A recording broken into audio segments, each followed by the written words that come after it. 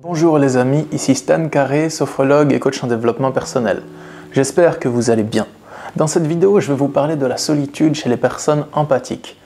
L'empathie, comme je le rappelle souvent, c'est la capacité que vous avez de vous connecter à l'autre, de ressentir les besoins, l'état émotionnel de l'autre, s'il est content, s'il n'est pas content, s'il vous cache quelque chose, s'il a peur de quelque chose. Et ça, vous le ressentez assez facilement.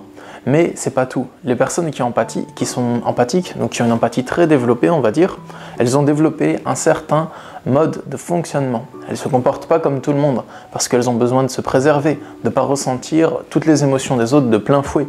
Elles ont une façon de penser, de se comporter qui est assez particulière. Et du coup, la solitude, c'est quelque chose qui est très important dans la vie de l'empathique, parce que c'est à la fois un besoin, mais c'est aussi un sentiment. C'est-à-dire qu'une personne empathique, elle a besoin d'avoir ses moments seule avec elle-même, de ne pas toujours être en communication avec d'autres personnes, parce que ça épuise, et aussi parce que la personne qui est empathique, elle va se retrouver assez facilement imprégnée de l'état émotionnel ou de l'énergie des autres personnes qu'elle côtoie. Et elle va le remarquer davantage qu'une personne qui est moins sensible en fait, tout simplement. On est tous empathiques, tous les êtres humains ont de l'empathie. Certains choisissent de s'en déconnecter, et certains ont une empathie plus élevée que d'autres. Tout simplement, c'est comme ça, c'est un fait que j'ai constaté. Et du coup, pour commencer sur le besoin de solitude, après on parlera du sentiment de solitude, d'isolement, c'est important de le briser ça aussi. Le besoin de solitude, c'est le besoin de se retrouver avec soi-même et de laisser sa propre énergie parler, s'exprimer. Parce que souvent, quand on communique avec les autres, on est dans l'échange, dans la réaction, dans l'interaction, et il y a juste de l'énergie qui circule entre une autre personne et nous. Mais si on a besoin d'être créatif, si on veut avoir de la créativité, avoir des idées, savoir qui l'on est, se retrouver seul avec soi-même, se découvrir, on a besoin de moments de solitude. La personne empathique, c'est super important pour elle d'avoir des moments seule avec elle-même, où elle ne communique pas, où elle a des comptes à rendre à personne, et elle peut laisser son énergie s'exprimer librement. Et c'est important d'alterner entre les moments où la personne est seule et les moments où la personne est en communication. Parce que vous le verrez, si vous êtes tout seul pendant très longtemps, vous allez en avoir marre d'être tout seul. Vous allez avoir envie d'avoir des amis, de discuter avec des gens qui vous ressemblent. C'est là que ça peut générer un sentiment de solitude. Il y a un juste milieu à trouver entre les deux. Entre satisfaire votre besoin de solitude et aussi être en communication avec des personnes qui vous ressemblent. Mais la difficulté principale pour les personnes qui ont une empathie développée, c'est d'être en communication avec d'autres personnes comme elles. Parce que les personnes empathiques, souvent, ce qui arrive, c'est que dans leur famille, elles peuvent être la seule personne avec une telle sensibilité et donc avoir du mal à lier des connexions profondes ou à se comprendre, à s'entendre avec d'autres personnes. Donc elle peut se sentir assez isolée durant une grande partie de sa vie jusqu'à ce qu'elle fasse la rencontre d'autres personnes qui lui ressemblent. Donc si actuellement vous avez un sentiment de solitude et qui commence à vous peser, que vous en avez marre d'être seul, que vous avez envie de communiquer avec des personnes qui vous ressemblent, des personnes qui vous comprennent, qui partagent vos valeurs, qui partagent votre sensibilité ou votre vision du monde, dans ce cas, ce que vous pouvez faire, c'est aller à la rencontre de ces personnes. Et ça, c'est super important. C'est un truc qui a changé ma vie quand je l'ai fait et que je conseille à beaucoup de personnes que je suis en accompagnement coaching. Donc, si vous souhaitez rencontrer des personnes qui sont empathiques, qui sont sensibles comme vous, j'ai quelques conseils pour vous. Le premier, ça va être de pratiquer vos passions à plusieurs. Et ça, c'est vraiment important parce qu'à chaque fois que je l'ai fait, ça a changé ma vie, ça m'a permis de faire des nouvelles rencontres de personnes qui me ressemblent, avec lesquelles je peux vraiment avoir une connexion sincère. Du coup, si vous êtes passionné par quelque chose, si vous avez envie de faire quelque chose et que ça vous tente bien, je vous invite à pratiquer vos passions avec d'autres personnes. Pas juste tout seul, mais à partager ça.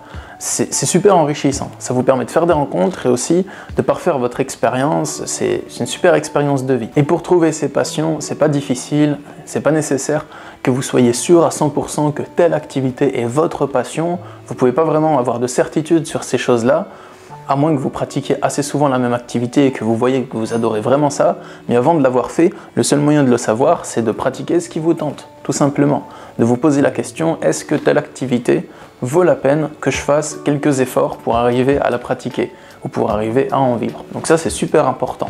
Donc pratiquez vos passions avec d'autres personnes et vous rencontrerez d'autres personnes qui vous ressemblent, d'autres personnes qui ont la même passion que vous. Donc en dépit du fait qu'ils aient la même passion et que vous ayez ça en commun, les personnes qui sont amenées à être passionnées par les mêmes domaines que vous, c'est forcément des personnes qui ont des similitudes dans leur comportement ou de leur façon de voir le monde avec vous, pour la plupart d'entre elles en tout cas. Si je peux vous donner deux autres conseils, vous pouvez aller à des événements par exemple organiser sur les sites Meetup ou OVS des événements en rapport avec la spiritualité, le développement personnel ou l'empathie. Je suis sûr qu'il y en a plein. Ou encore aller à des conférences en rapport avec la spiritualité ou le développement personnel. Il y a souvent des personnes empathiques qui sont intéressées par la spiritualité et le développement personnel qui vont dans ce genre d'événements. Donc si vous voulez vraiment vous renouveler un cadre social, eh bien c'est une bonne option. Et la dernière option que je vois, c'est peut-être les retraites spirituelles ou bien faire des voyages à plusieurs si vous avez d'autres moyens de faire des voyages à plusieurs. Les voyages à plusieurs, c'est quelque chose de super cool parce que quand vous voyagez avec des personnes que vous ne connaissiez pas, vous allez créer des liens avec ces gens-là parce que vous allez les rencontrer et passer du temps avec eux, pas forcément dans des conditions où tout va bien, mais peut-être dans la galère où vous allez devoir vous soutenir, voir vos vraies personnalités. Donc faire des voyages avec d'autres personnes, c'est super cool. Pour ça, il y a des retraites spirituelles que vous pouvez faire. Sinon, j'ai une autre idée, c'est faire des échanges de jeûne. Donc, les échanges de jeûne, le jeûne, c'est pas le jeûne quand on se prive de manger. Je parle des jeunes, des personnes qui sont jeunes, tout simplement, qui sont pas âgées. Les échanges de jeûne, c'est des voyages qui sont organisés par des associations et des organisations où vous participez à un projet avec plusieurs autres personnes. Et donc vous voyagez dans un autre pays pour participer à un projet, ça peut être l'organisation d'un festival, travailler dans une association, animer des activités, et en échange de ça, vous êtes nourri, logé. Donc c'est cool parce que vous voyagez pas cher, vous avez juste à payer le trajet, et vous pouvez trouver des trajets vraiment pas chers en car ou en avion si vous réservez super tôt. Il y a des prix vraiment qui défient toute concurrence si vous y prenez à temps. Et ensuite, vous pouvez être nourri et logé sur place. Donc c'est vraiment pas cher du tout, c'est assez cool. Voilà pour les idées que je voulais vous donner sur la solitude et l'empathie. J'espère que cette vidéo vous a plu. Si c'est le cas, n'hésitez pas à la partager sur les réseaux sociaux. Et sachez que si vous souhaitez avoir mon accompagnement en consultation de coaching pour vous aider à améliorer votre cadre de vie, justement à être moins seul, je suis disponible en consultation de coaching. Je consulte par Skype, par téléphone ou au cabinet. Il y a le lien pour me contacter dans la description de cette vidéo. Moi, je vous souhaite une bonne journée et je vous dis à bientôt. Prenez soin de vous. Au revoir.